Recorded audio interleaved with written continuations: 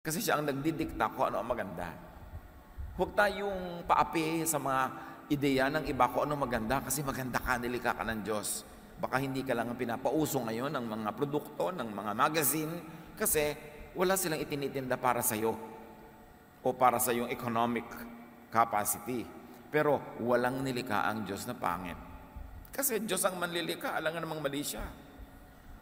Kahit hindi ikaw ang bet ng mga judges sa contest na sinalihan mo, sumali ka uli next year, iba na yung judges, baka manalo ka na.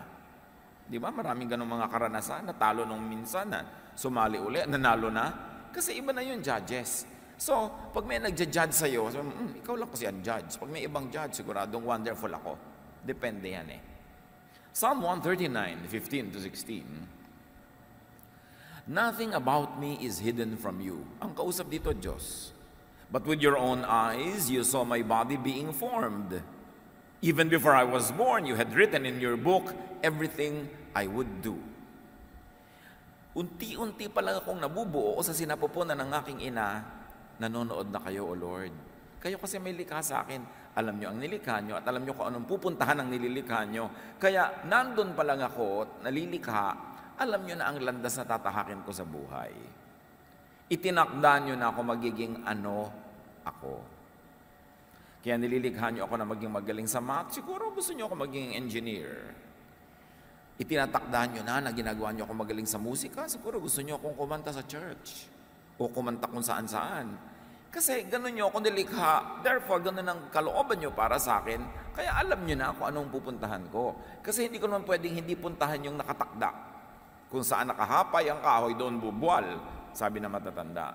Ang pinakamahirap sa buhay ay yung lumalaban ka sa iyong hilig, hindi mo sinusunod ang iyong hilig, yung design sa iyo ng Diyos, kaya tuloy hindi ka mag-excel. God designed and predetermined your general personality, your general direction in life. Kaya nga pati sa psychology, na-profile na nila ang mga tao, yung mga temperaments daw. May sanguine, merong phlegmatic, merong choleric, merong melancholic. Generally, ang mga tao magfo-fall under those 4 big categories. Kasi talaga may categories. Merong kingdom, merong phylum, merong class, may family, may species, may subspecies. Meron talagang ganon. So God designed your destiny. But not the specifics. Halimbawa, dinesign ka niya na magaling sa musika, hindi naman siya nagdikta kung kakanta ka ba, tutugtog, o kung kailan ka kakanta. Yung details na yun, nasa sa iyo ng kalooban at sa mga nangyayari sa iyong paligid at may influence din yung mga taong nasa iyong mundo. Pero in general direction, Diyos na ang nagtakda niyan. So yung free will na tinatawag, yung change, that is possible only within the inborn nature. Free ka lang within how you were created. So halimbawa, you were created na ang height mo is below whatever, below 5 feet or below 6 feet or whatever the standard. So may mga bagay na hindi mo pwedeng gawin kasi hindi yun ang height requirement na mamimit mo. Mahirap naman siyempre stewardess ka tapos 3 feet ang height. Kasi hindi mo maaabot yung mga unan doon sa ibabaw, di ba? Pero kung gusto mong sumali halimbawa sa Navy, gusto mo magtrabaho sa loob ng submarine, hindi pwede yung 6-footer kasi uuntog ka. Maliliit ang mga pinto doon. So, bagay naman doon yung hindi masyadong matatangkad. Kanya-kanya. You are free to operate within the context of how you were created. So, ikaw ay cactus, free kang tumubo at lumabay at mamulaklak sa mga tuyo na paligid. Water lily ka, water plant ka, doon ka sa mga matubig na lugar. So kung nasa tamang lugar ka, ikaw yung magpa-flourish. Kaya hindi nagpa-flourish yung mga tao nasa maling propesyon, nasa maling linya, nasa maling trabaho, hindi sila talaga magiging number 1 doon. Magiging second rate, copycat lang sila. Pag hindi sila faithful to the original intent that God expressly gave to them as they were designed. Kaya maraming interpretation yung personality, yung sino ba ako. Sa Romans 7:18 to 15, I know that my selfish desires won't let me do anything that is good, sabi ni Paul. Even when I want to do right, I cannot. Instead of doing what I know is right, I do wrong. The sin that lives in me is what does them. This is a very interesting study. Either Paul really believed in what he was saying, or he was leading his readers into an inevitable conclusion as they follow the train of thought. But here, this is the sentiment of legalistic, Mosaic religiosity. Pag conservative, legalistic, makamoses ka sa iyong paniniwala, ganun ang pagtingin mo sa iyong sarili. Alipin ka ng kasalanan, bilanggo ka ng kasalanan, hindi mo kayang gumawa ng mabuti, lagi kang mali, lagi kang guilty. And Paul calls his inborn nature sin. Sinful nature, selfish desire, wrong, evil, at ang bunga nito sa kanya o sa mga tinuturuan niya, guilt. Because Paul demonizes his unchangeable inborn nature. Sinasabi niya, wala akong magawang mabuti. Lahat ng ginagawa kong mali. Kahit sikapin kong gumawa ng tama, hindi pwede. Gusto kong bumait, pero di ko magawa. So napakasama ko. Alipin ako ng kasalanan. So ano nagiging bunga nun? He demonizes his unchangeable inborn nature. Siya na rin naman ang may sabi, hindi pwedeng palitan to. Kahit anong gawin ko, hindi mapalitan. Like many religious people demonize what is natural. Napakauso sa maraming mga conservative religious sentiments to demonize desire.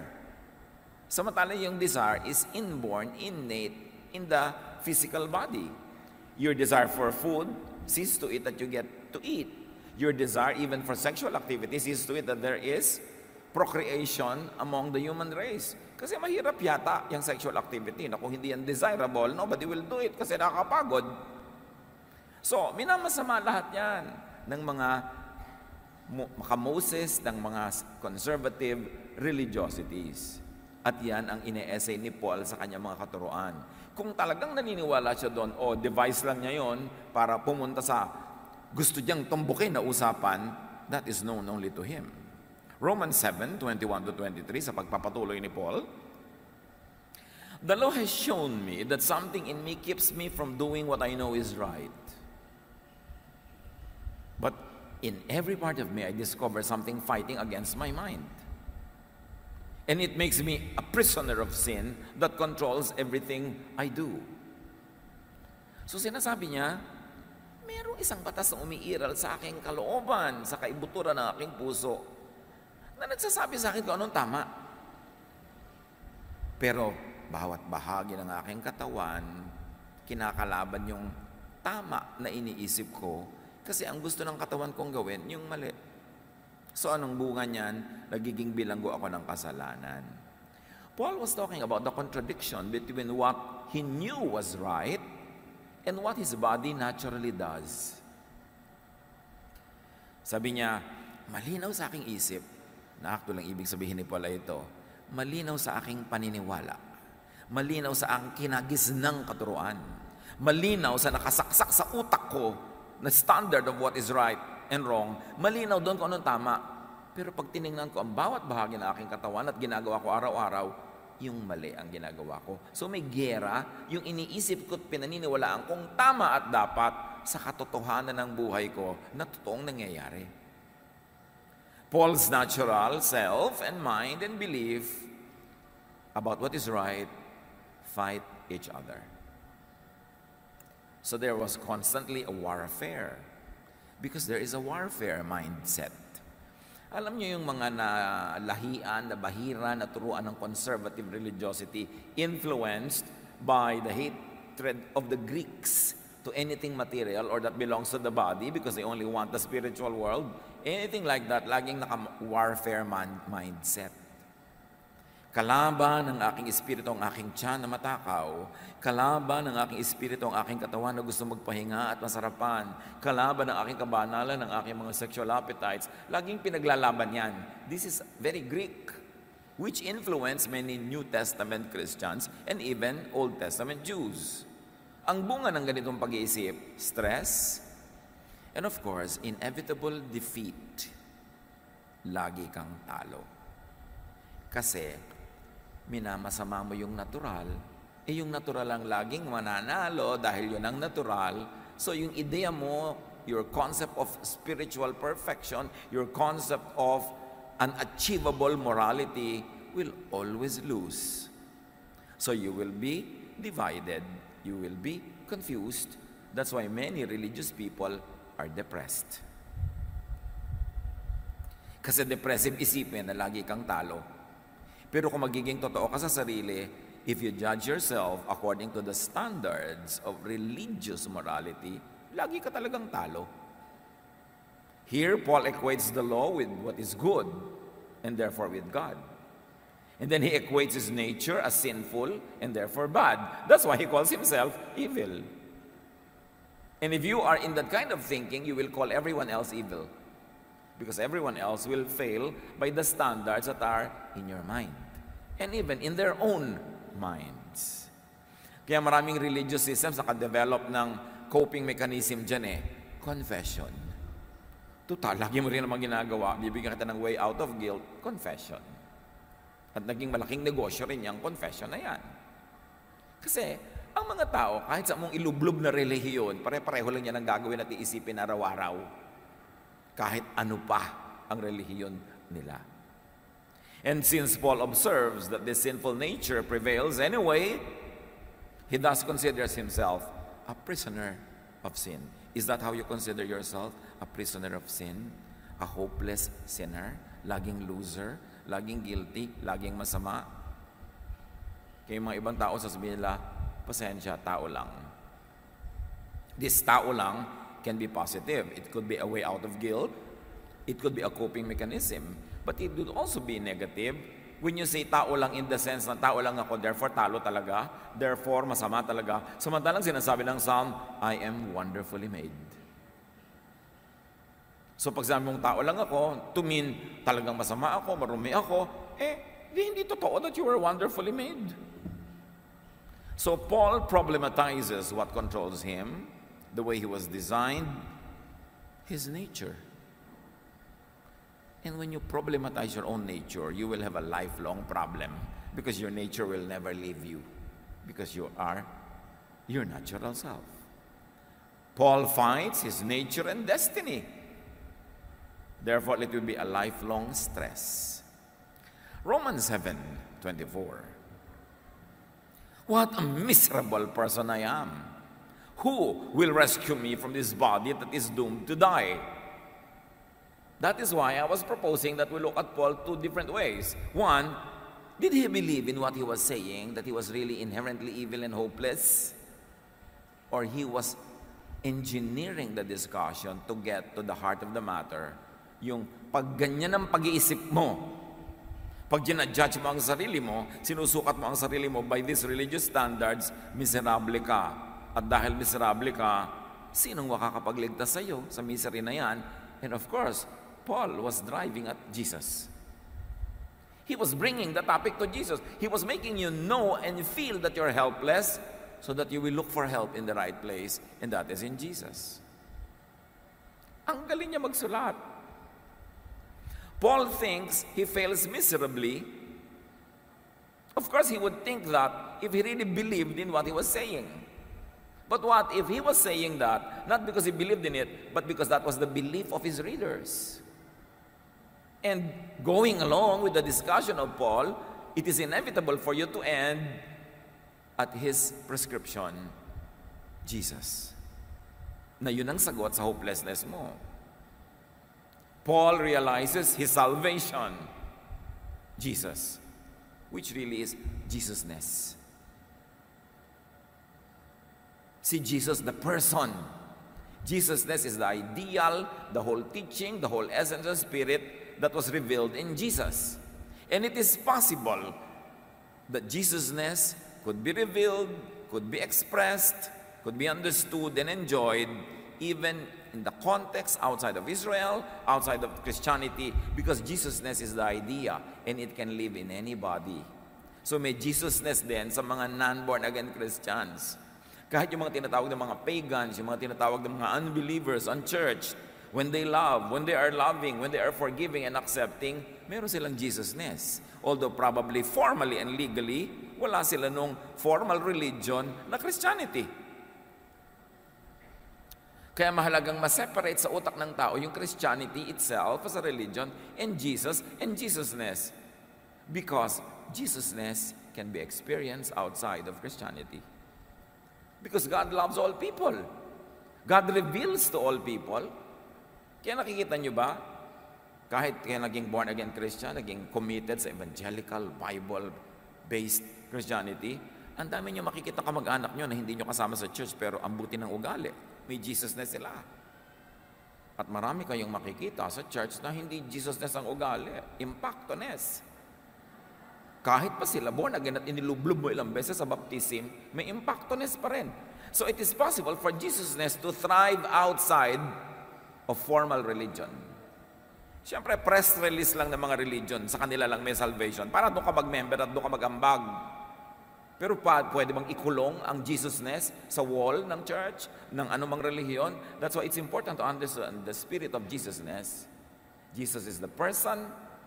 Jesusness is the idea, the Spirit of God revealed in the person of Jesus. And that same idea could be revealed elsewhere, in other times, in other places. Other people can also experience the love of God kahit hindi sila narating ng mga Christian missionaries.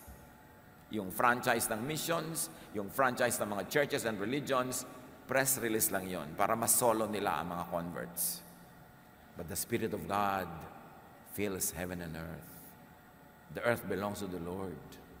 Hindi pwedeng dumating lang ang Diyos sa Pilipinas kasama ni Magellan noong 1521. Siyempre, yung Spirit of Jesusness had always been with the people who are loving, who are caring, who are forgiving, and accepting. And that Spirit saves. That Spirit, that mentality, that understanding will bring you into the presence of God, with or without formal religion. Hindi naman kasi pwedeng masolo ng relihiyon ng Diyos. Nauna ang Diyos sa relihiyon. Yung mga relihiyon, mga franchises yan, mga licenses, mga pag-aangkin sa Diyos. Pero hindi pa aangkin ang Diyos kahit kaninong religion. Kaya importante maintindihan natin the Spirit of Jesusness that was in Jesus. Because it can also live in you, it can live in other people. So, yung sinasabi ni Paul na napakasama ko, wala akong pag-asa. Is it a Pauline belief? A Pauline teaching? Or just a Pauline device to drive his readers and his listeners to the inescapable conclusion that outside of Jesus, they will only be in Moses, they will only be in legalistic religiosity, they will always be condemned. But clearly, Paul believed and taught grace. Paul believed and taught life through Jesus. And he very clearly also taught death through Moses, through the law. Sa lahat ng nagsulat dyan sa collection ng New Testament, napakalinaw ng pagkakaunawa ni Paul sa binigay ng Diyos sa kaligtasan sa mga tao through Jesus and Jesusness. Now, the general essence and direction of individual personality is predetermined by unique inborn traits. Balik tayo sa yung natural self mo.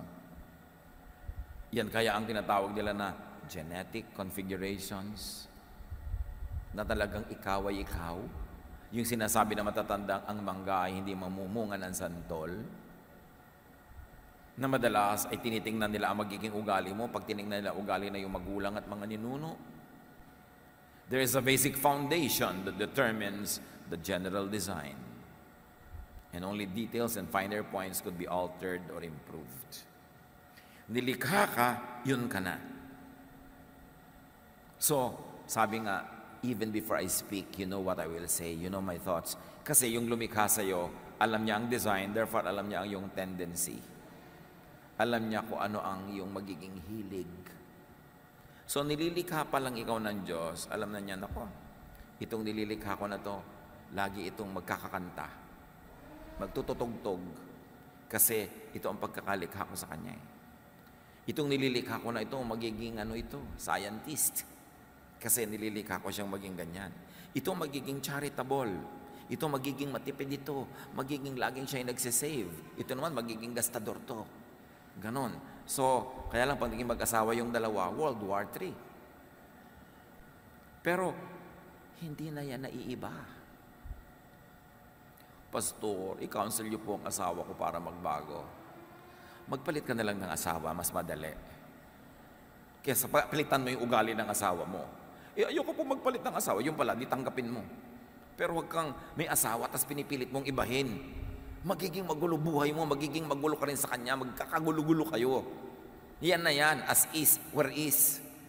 Mag-adapt ka, mag-adjust ka dyan. Intelligent people adjust. Kasi, hindi naman nababago ang tao. Mito lang yun. Bakit po nung na-born again yung isang pinsan ko, bigla nagbago? Pag-usapan natin yan maya-maya. Itanong mo kung ano nangyari after 6 months. That is why Psalm 139 verse 4 says, before I even speak a word, you know what I will say. Kasi kilala ka ng Diyos. Pagka ganito, magagalit yan. Pagka ganito sinabi mo, papautangin ka niyan. Alam ko ugali niyan. Ganito siya. At pag pinagsama-sama mo lahat yung mga nilikha ko na yan, magkakaroon ng kumpletong pamilya, kumpletong community, magiging colorful and beautiful. Gusto mo ba lahat ng kasama mo, kamukha mo, kaugali mo?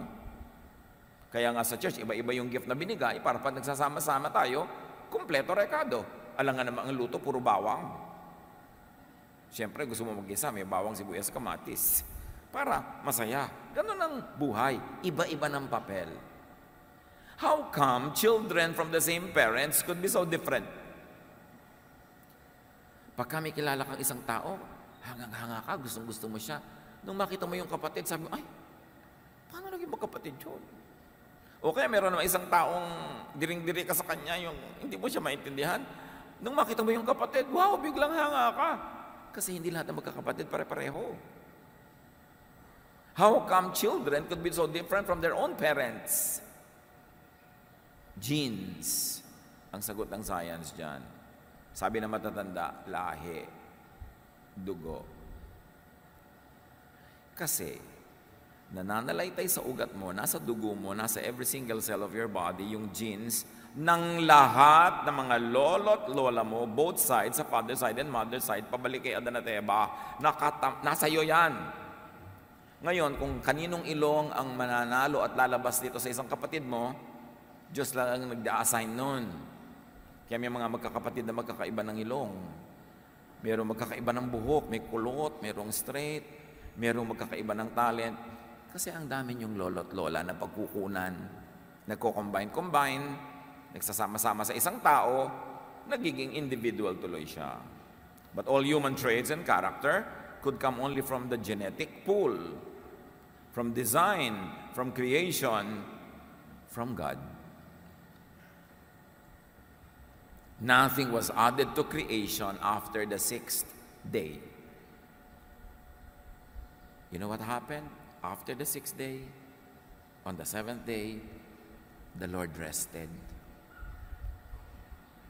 Tumigil na ang creation. Tumigil na ang creative process. So, ibig sabihin, after the 6th day, nandun na lahat ang genetic pool ng lahat ng tao sa lahat ng panahon. Creation stopped. And after creation stopped, recreation na lang ang nangyari. Nagkakakombi-kombinasyon. Kaya kahit sa dalawang taong Adan at Eva, biglang nagkaroon ng may maitim, may maputi, may dilaw, may kulot, may straight. Kasi nasa kanila na mismong katawan lahat ang genes ng buong sangkatauhan na habang may mga nagsasamang lalaki at babaeng nakaka-create sila ng isang bagong individual, namimili lang ang Diyos kung alin pipitasin na gene, alin dito, alin doon at ilalagay sa individual na ito. Kaya ikaw yon, and you are wonderfully made. Paul talks about that. At napakarami pa sa Bible, directly and indirectly. Now, plant and animal hybrids can be created by crossbreeding. Alam niyo yon? Nakakita na ba kayo ng bougainvillea na ang bulaklak sa isang tangkay, may violet, may dilaw, may pula?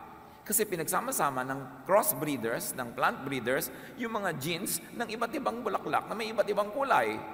Nakakreate ng ibang individual. Crossbreeding.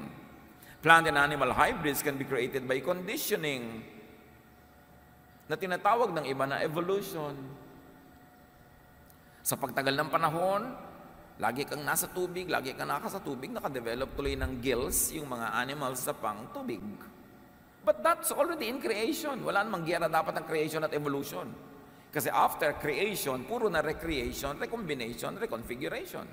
Kaya yung mga nagtatrabaho lambawa sa mga toll gate na nag-aabot ng ticket, nagbabayad, kung pagtatrabahuin mo siya dyan ng 300,000 years, hahaba ang kanang kamay o kaliwa para madali niyang maabot.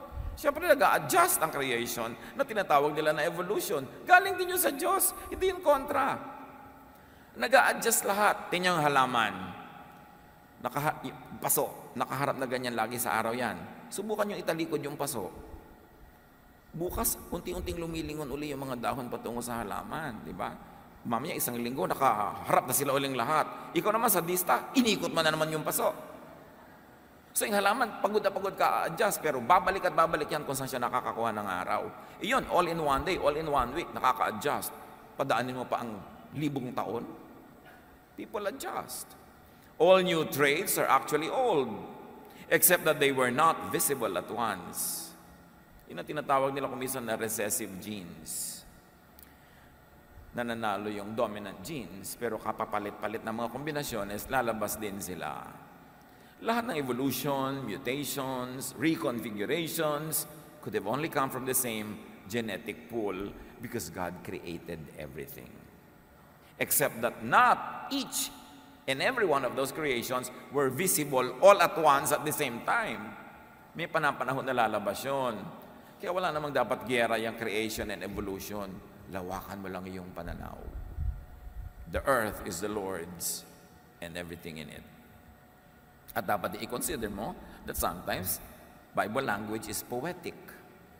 Literary creation yan. Hindi ka naman dapat laging literal para ma-accommodate mo yung mga sinasabi ng reason, even ng science. So everything and everyone in all combinations and reconfigurations must have pre-existed invisibly until they were made visible. Nandun na yan, hindi pa lang lagi visible. Tulad na isang bata. Kuminsan yung isang bata, straight na straight ang buhok. Pagkasilang, pagkatapos pagka nag-9, 10 years old na, sumusimula ng kumulot. Sabi mo, ayan, lumalabas na yung buhok ng ama. Meron naman nung isilang kulot-kulot, nung nagiging teenager, tumawid yung buhok. Kasi dati nang nandun yung tuwid na buhok na yun, kaya lang ang nakalabas pa lang sa simula yung kulot. It takes time for reality to manifest itself in the material world. Kuminsan ang lusog-lusog, tapos pag nag-30 years old, ayan, lumalabas na yung sakit ng ama. Ang ama kasi niya, nung 30, nagkaroon na ganun sakit. Pero hindi laging lumalabas agad. Yung mga ganyang katotohanan pre-existed invisibly until they were incarnated. Like the Word, Jesus pre-existed in the spiritual realm before the incarnation. Pero hindi pa lumalabas siya in the body, ibig sabihin wala siya. Nandun siya sa ibang dimension, pero pag niloob ng Diyos na ilabas na sa ating physical, earthly dimension, doon pa lang natin nakikita. Ephesians 1:4, even before He made the world,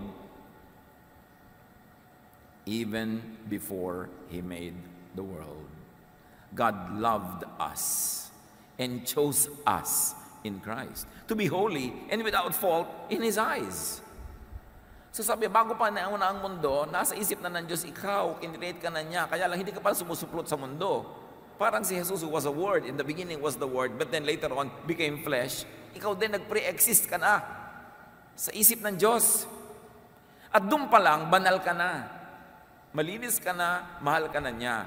Kaya lang later on, nung pinanganak ka, na-develop ang mga civilization, ginawa kang demonyo ng mga relihiyon. Pinasama ka ng mga man-made doctrines para kailanganin mo ang relihiyon, para kalinisin at maibalik ka sa Diyos. Yun naman tinuturuan ng relihiyon, di ba? Masama ka, mali ka, marumi ka, pero mag-member ka sa amin, ibabaptize ka namin, mag-tithe ka sa amin, lilinis ka uli, babalik ka sa Diyos. Tingnan yung press release. But before the foundation of the world, before religions developed, God already knew about you and God already made you holy in His sight. Until religion condemned people so that religion could be the sole dispenser of salvation. Palawakin ng pagkakaunawa sa Diyos, huwag siyang ikulong sa religious walls. Marami kasing ganyan. Pinipilit kang ibahin, baguhin ang religion para lagi kang kulang, para lagi kang ambag ng ambag, guilty ng guilty, confess ng confess, hanggang kamatayan mo na yon.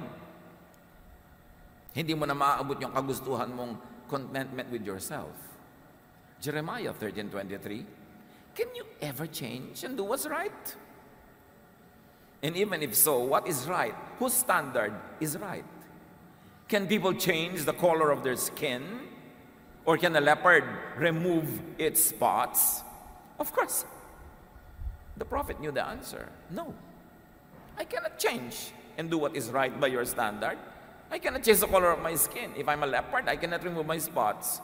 If so, sabi ni Jeremiah, then maybe you can change and learn to do right. The obvious answer is no. By the law, you can never do right. You will always be wrong. By the law, you can never change. You will always be hopeless and evil and needy of religious service. No one could and should be expected to change their God-given nature just to suit some man-made philosophy or theology, just to suit some man-made concepts of what is good and what is bad.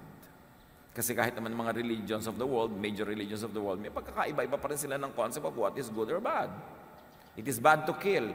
Yes, kill your karelihiyon, but it is good to go religious war and you will be rewarded by God. Ano yun? Kitang-kita natin yung pag-manipulate ng tao sa religious thought to benefit a certain society, a certain civilization, or a certain religious group. Kinakawawa ng majority ang minority, pinapakonform. And because the majority control religion, yung mga minority kawawa, they are made to feel evil, less, and they are made to feel like outsiders. Kinakawawa ng powerful ang weak. Di na dominate. Kaya maraming inventors ng doctrines, ng concepts of what right and wrong. Civilizations, ancient religions promote doctrines that serve their interest. This is social engineering. So it is all right to kill people who don't belong to our tribe. It is all right to kill people who don't belong to our religion. It is all right to dispossess people of their lands dahil gusto ng Diyos atin tong land na to. Do you think God will really do that? Sasabihin ng Diyos, kill the women, kill the children, kill everybody and get the land? O press release ng land grabbers. And they say, sabi yan ng Diyos. Ang Diyos ba naman na napakabuti at mapagmahal, ibibigay sa'yo yung nandun at pag-aari ng iba, tapos sabihin, patayin mo siya para maging sa'yo. You should critique even religious thought. Titingnan mo, sino nagbe-benefit sa teaching na to? Sino yung na-empower? Sino na di-disempower? And you will begin to know if it's man-made or not. Because many religions develop not really as a revelation from God, but as a social tool for engineering and social control. Study history. Kung paano na-develop ang mga religions. Siyempre, lahat yan i-claim, bumaba ang Diyos, kinausap yung kanilang founder. Pero sabi ng Diyos, patayin mo yung iba para maging sa'yo yung tinitira nila. Ganun. Maniniwala ka dun. Matthew 15:8-9. These people honor me with their lips, but their hearts are far from me. They worship me in vain. Their teachings are merely human rules. This is Jesus speaking and quoting even Isaiah 29:13. Sabi ng Diyos, hanggang bibig lang ang pagsamba sa akin ng mga religyones na yan. Malayo sa akin ang puso nila. Baliwala ang pagsamba nila sa akin kasi ang katuruan nila, imbento lang nila para sila ang mag-benefit. Jeremiah 14:14. Then the Lord said to me, the prophets are prophesying lies in my name. I have not sent them or appointed them or spoken to them.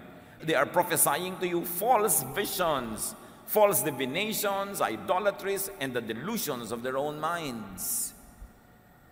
Punong-puno na ang Diyos sa mga kabalbalan ng mga propeta, mga katuruan na sila lang ang nakikinabang, kaya ipinadala niya si Jesus.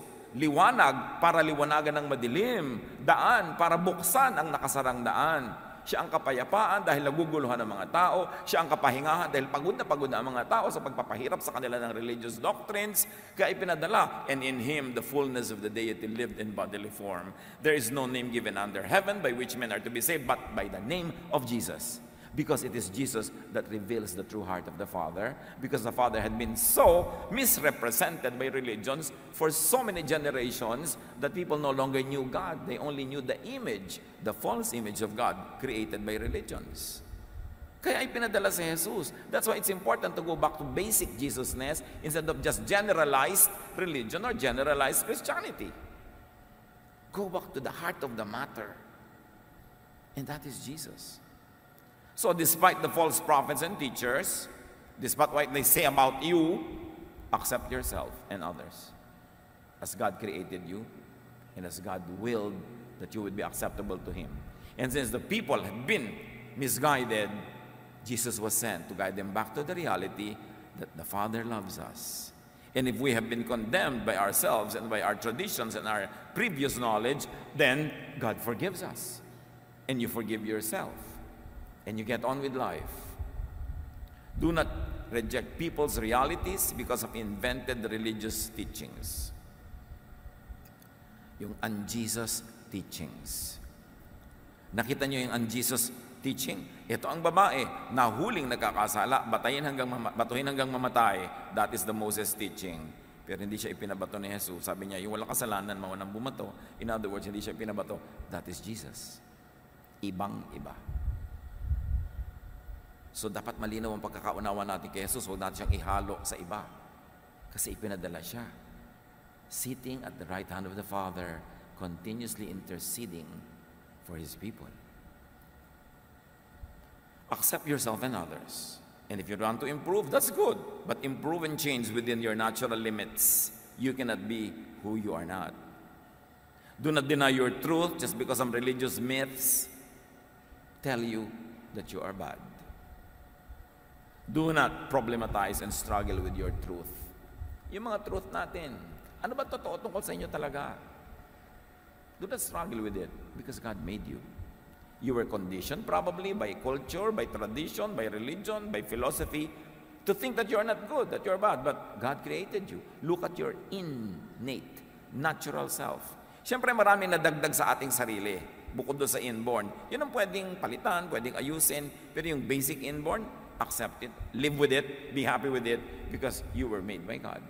Do not burden yourself and do not burden others with impossible demands for change. Anong sabi ni Jesus tungkol sa Sabbath? Hirap na ang mga tao sa pagsunod sa Sabbath. Naging amo nila ang Sabbath. Sabbath was made for man, not man for the Sabbath. Sabi niya. Ginawa niyo yung Diyos ang Sabbath, pambihira naman kayo. Pagod na kayo sa pagsunod, nahihirapan na kayo. Gusto niyo nang gumaling, pero bukas na lang kasi Sabbath ngayon. Gusto niyo kumain, hindi kayo kakain dahil Sabbath ngayon, hindi kayo pwede magsaing o magluto. Gusto niyo mamasyal, hindi kayo makapamasyal dahil Sabbath ngayon. Sabi niya, Sabbath was made for man, not man for the Sabbath. It is for your welfare, not to make your life miserable. And apply that, extend that to religion. Religion is to set people free, not imprison them. Religion is for man, not against man. Not man for religion. Pero baligtad, ang 99% ng umaandar sa utak ng mga tao, na-enslave sila ng system.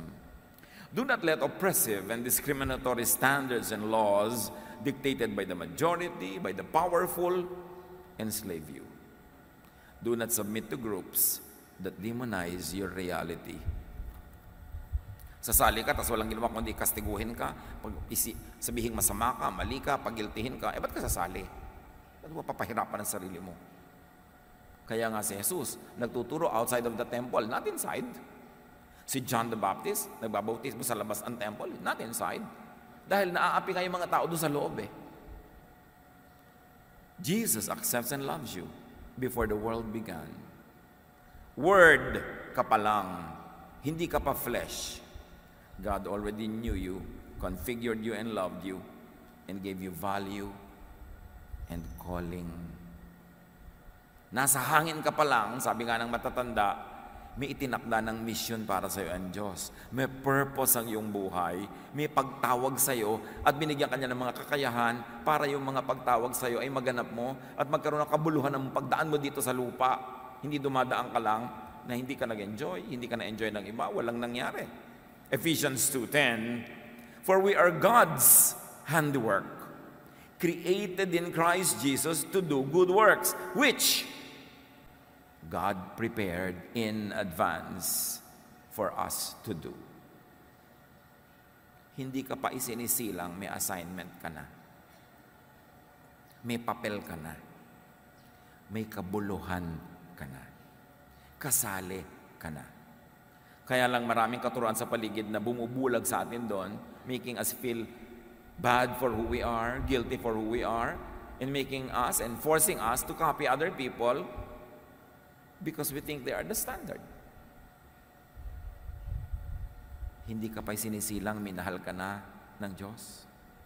Nakatakda na ang dapat mong tahakin na landas. Kaya dapat malaman mo kung sino ka at matahak mo ang dapat mong landas para magkaroon ng kabuluhan ang buhay. Mahal ka ng Diyos, nilikha ka niya, tapos mamasamain ka ng system kasi lang divergent ka.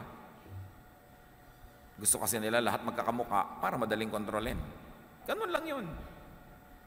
Accept and love others and yourself, especially for your inborn natural traits.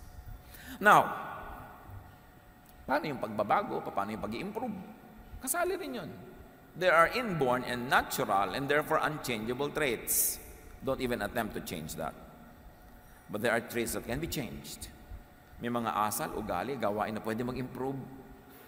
Suriin natin kung alin. Matthew 9:11-12. Si Jesus ang nagtuturo. Jesus replied, "Not everyone can accept this word, but only those to whom it has been given." So this is a warning. Jesus was saying, I'm going to teach you something very important, but something not easy to understand. It can be understood only to whom it is given, only to whom it is revealed. Hindi sinabing ipagdadamot ng Diyos ang kahulugan. Ang ibig sabihin lang, pumwesto ka para tumanggap ka rin, lumagay ka sa tama, ibukas mong yung isip para maintindihan mo itong ituturo ko sa iyo na mahirap tanggapin sa mga nakasarang utak. Sabi niya, not everyone can accept this word, but only to whom it has been given. For there are eunuchs who were born that way. These are certain types of people. There are eunuchs who were born that way. So Jesus is saying there are types of persons who are born that way. Hindi nila nilikha ang sarili nila. Hindi sila nag-decide maging that way. They were born that way. And there are eunuchs who have been made eunuchs by others. O naging eunuch lang yan ngayon kasi nakondisyon, napilipit, dinala doon. There are types of persons who were manipulated to become the person that they are now. And then there are those who choose to live like eunuchs for the sake of the kingdom of heaven. So there are the types of persons who are like that personal choice. Sabi ganon, tatlong uri ang tao ha, yung basic pagkatao niya. Merong born that way. Hindi siya ang nagpasya, hindi siya ang gumawa, Diyos, born that way. Meron naman, iba siya, born another way, but raised in a way that subverted the original design. Nurture. Ni-nurture siyang maging ganito. Pinilit siyang maging ganito. Pinilipit siyang maging ganon. So ngayon, pilipit siya. Hindi siya talaga yan. Napilipit lang siya. So pwede mo yung tanggalin na pagkapilipit, pero mahirap, masakit at matagal, pero pwedeng baguhin yan kasi hindi naman siya born that way eh. And then there are those who are there, who are like that because they choose to be like that. So, ganyan siya kasi pinili niya. Therefore, pwede ngayon din, araw mismo, palitan niya yung sarili niya kasi pwede siyang pumalit. Kasi pinili lang niya eh. So, pwede siyang pumili ng iba naman. And the one who can accept this, sabi niya, so should accept it. So, according to Jesus, people are what they are because of nature, inborn, because of nurture, conditioning, and because of choice. It is their free will that operated. So, despite religious experience, sa kabila ng isang katerbang pagka-born again, pagbabasa ng Bible, pag-attend ako ano-ano mga seminar at mga relihiyon, born this way people cannot and will not change unto the idealized, but to them is an unnatural persona. Kahit anong lublob sa relihiyon ang gawin mo sa isang tao, yung born that way will not be changed. Hindi siya mababago. Napaka-unfair at napaka-lupit. Expectan mo siyang magbago, palitan yung inborn nature dahil lang na-born again siya. Dahil natural should not mean normal. Normal means only the majority. It's common and usual. Pero may mga tao na yung natural nila is the abnormal, meaning hindi sila katulad ng nakararami, minority sila, uncommon, unusual. Pero yun ang natural nila, born that way. Cruel yung sasabihin mo, hoy, born again ka na, dapat magbago ka na. Meron mga, hoy, born again ka na, naninigarilyo ka pa rin. Yung pala, acquired yun na-addict na siya. So kahit siya kumain ng pages ng Bible, secret pa rin siya naninigarilyo. Kasi it is an acquired behavior. Hindi yun born that way, kasi hindi naman siya pinanganak na naninigarilyo. Pero na-acquire, naging habit, na-nurture, it can be changed. But only when re-nurtured, reoriented, retrained. It takes time. So huwag mong expect na born again lang siya ngayon, iba na siya bukas. Hindi applicable yung mga ganyang expectation sa mga born this way. Those who were pressured dahil ang ina-expect ng lahat ng mga church bullies, hoy, born again ka na, dapat ganito ka na, dapat gano'n ka na, biglang naging ganyan na siya, na-pressure lang yon. Posing as changed would only backslide. Kaya yung mga dali-daling pinagtetestimony, nagbago po ako, wala tinagap po ang Panginoon, palakpakan ng mga tao, buong luhaan at duguan nila pinapalakpakan, tapos 2 months from now, magbabackslide, pagchichismisan nila. Kasi pinuwersa lang ng expectation na mag-testify at magbago. Yung pala, emotional trip lang niya yung pagbabago, pero yung born that way niya, hindi kayang baguhin yun ng kahit ilang baptismo. Pagkatapos, iko-condemn siya ng church na kahapon lang yung nagbubunyi sa kanyang testimony. Pinuwersa kasi siya magbunyi at mag-testify sa isang bagay na napilitan lang pala siya. Now, people who are made eunuchs by others at second time, condition, nurtured people, can change.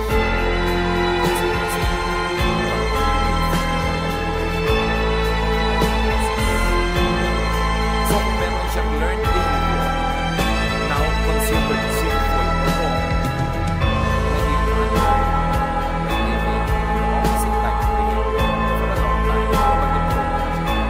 Learned behavior could be unlearned, condition could be reconditioned, oriented could be oriented.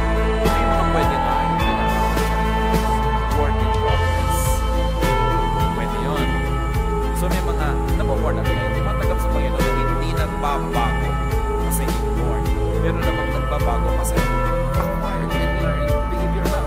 Pwede palitan by re-education. This could so easily refer to also to acquired persona, pwede rin siya mag-backslide. Kasi habit, force of habit. So huwag ka masyadong cruel sa na tinatawag na nagba-backslide. Now, the third type, people whose affected personalities were chosen by them could choose to change. Yun yung nagpasya po ako na sumunod sa Diyos at baguhin ang aking buhay. Kaya mong gawin yun because once upon a time, nagpasya ka rin na ganyan ang gawin mong buhay. Choice mo. So pwede mo rin palitan by choice. This change could be quick and sustainable at yan yung dali-daling itinetestify ng iba. Kaya hindi tayo mahilig magpa-testify kasi maraming tao na papasubo. Pagkatapos, pag hindi na nila napanindigan yung testimony nila, lalapain sila ng the same church na nagbubunyi nung nagte-testify sila. So, yun yung talagang pwedeng binago na talaga. I have decided to follow Jesus. Kasi kaya mong desisyonan. Pero hindi ka pwedeng sumunod sa isang bagay na against your inborn nature. Magkukunwari ka lang. Magpapanggap ka lang para aproban at palakpakan ka ng mga tao. At yun ang ayaw na ayaw ni Jesus, yung pagbabalat kayo. Hypocrisy. Importante na maintindihan yung tatlong nature na pwedeng palitan. Inborn nature, acquired, na hindi na talaga nature kasi acquired lang, yun ang pwedeng palitan. At yung decided lang, pwedeng to decide against it and to choose another. Jesusness sets people free from wrong-headed expectations, from judgment, from rejection, and from stress. Why will you judge someone if God made him that way? Romans 7:24-25. Kaya ang ending ni Paul doon sa kanyang thesis, what a wretched man I am. Gusto kong bumayat pero di ko magawa. Who will rescue me from this body that is subject to death? Thanks be to God who delivers me through Jesus Christ our Lord. So yun ang ending ni Paul. So kahit anong gawin ko, masama ako, mali ako, buti na lang may Jesus na nagsasabing, hoy, guni-guni mo lang na mali ka. If you were born that way, God made you that way, di hindi ka mali. Pero, may mga mali ka talaga because you were nurtured to be that way, then you can reorient yourself. Pagsikapan mo, tutulungan ka ng Diyos para bumalik ka sa true inborn nature mo at umalis ka dyan sa na-influence ka lang. At kung yung ginawa mo, choice mo lang gumawa ng mali, you can easily choose to do what is right. Jesus sets us free to be ourselves. To be free from expectation against your natural self, and to be free from all the pollution and all the manipulation done by mis-nurture, and to be free from all the wrong things that happen because of our wrong choices. So accept, appreciate, celebrate how God created you and every other person, not only you. Do not fight with the Maker to conform to man-made standards and expectations. Sa Bible mismo, sinabi ng Diyos, huwag kayong makinig sa kanila, imbento ang mga katuruan nila. Paano nyo malalaman kung alin sa ating mga religious beliefs ang imbento lang pala at hindi galing sa Diyos? Salain nyo kay Jesus, kaya may mahalagang Jesus filter, kaya may Jesusness. Lahat ng turo ng lahat ng tao, lahat ng nilikha ng Diyos, lahat ng mga mangangaral, salain kay Jesus, kasi si Jesus lang ang the way, the truth, and the life. Siya lang ang tunay na anak ng Diyos. Siya lang ang tunay na nagsakatawang tao, na salita, na berbo. At sinabi ng Panginoon, ang Ama sa langit, this is my Son with whom I am pleased. Obey Him. Ano man ang nakatira dyan sa utak niyong religious concept of what is right and wrong, who is right or wrong, salain kay Jesus. Siya lang ang standard. At sa Kanya lang tayo lalaya. Sa Kanya lang tayo magkakaroon ng kapahingahan. At sa Kanya lang tayo magkakaroon ng kapayapaan. Huwag tayo makipag-away sa Diyos. Yung mga hindi kontento sa kanilang sarili, ginajudge ang sarili nila dahil ginajudge sila ng reliyon. Go back to Jesus and ask, Jesus, ano ba ito? Inborn nature ko ba ito? It must be. Kasi 3 days old pa lang ako, alam ko ganito na ako. Hindi ko ito pinili. In fact, marami kong ginawa para ibahin ito, pero hindi na iba. So this must be my inborn nature. I should stop quarreling with you and with myself. Isaiah 45:9-11. Woe to those who quarrel with their maker, those who are nothing but potsherds among the potsherds on the ground. Does the clay say to the potter, what are you making? Does your work say, the potter has no hands? Woe to the one who says to the father, what have you begotten? Or to a mother, what have you brought to birth? This is what the Lord says. Do you question me or give me orders about the work of my hands? Nilikaya ng Diyos. Kayong mga ina, mga ama, more than anyone else, kayong nakakaalam kung ang anak nyo born that way. Isinilang pa lang, nandun pa lamang sa crib, alam nyo na, may ganitong ugali, may ganitong character, alam nyo born that way, tapos pipilipitin nyo, papatayin nyo buong buhay para maiba. Kayong saksi kung paano siya ipinanganak, na hindi pinili ng bata na maging ganon siya. That's why yung mga magulang, magpakamagulang. Sabi, huwag kayong makipag-away sa ama. Siya ang lumikha. Who or what is your natural self? Suriin na natin mga sarili natin. Inaaway nyo ba ang sarili nyo? Inaaway nyo ang Diyos? Inaaway nyo yung iba? No, you're born that way nature. Accept it. Thrive in it. Enjoy it. Know your nurture character and re-nurture. If it is not in conformity with Jesusness, know the choices you have made about yourself and make other choices if the choices you have made before are not in conformity with Jesusness. But if they were, continue to choose that way. At tanong din, what is your kapwa-tao's natural self? Your husband or wife, your son or daughter, your father or mother, your sister or brother, your friends. Sila din likha ng Diyos. Sa bawat isa, merong born that way na ugali at pagkatao. Meron namang nurture lang at meron namang choice lang. So, 3 uri ng operation. Do not expect yung mga born that way na magbago tulad ng mga taong who chose to be that way or who were just nurtured to be that way. What needless struggles and stress do people go through as they force themselves and others to suit man-made religious and social ideals? God sent His Son to set us free. Matthew 11:28-30, sabi niya, "Come to me, all of you who are tired and heavy laden, and I'll give you rest. Take my yoke upon you and learn from me. My yoke is easy, my burden is light, and you will find rest for your souls." Yun ang gusto ni Jesus para sa atin, rest. So stop contending with your Creator and stop contending with your kapwa creation. If Jesus teaches us to love even our enemies, surely we can more easily love our non-enemies, others, even ourselves, who were born this way, or who were made that way by others, or who were made that way by their own choices. Dear God, teach us to assess ourselves, to know kung anong dapat naming tanggapin sa aming pagkatao at pagkatao na aming kapwa, kung anong pwede naming improvein according to Jesusness, anong pwede naming palitan, kasi pinili lang naman namin, therefore pwede naming piliing palitan. Ipakita mo sa amin kung paano kami nagiging malupit sa kapwa by insisting that they become what we think they should be. Maging sa aming sarili, nagiging malupit din kami. Set us free from these mindsets.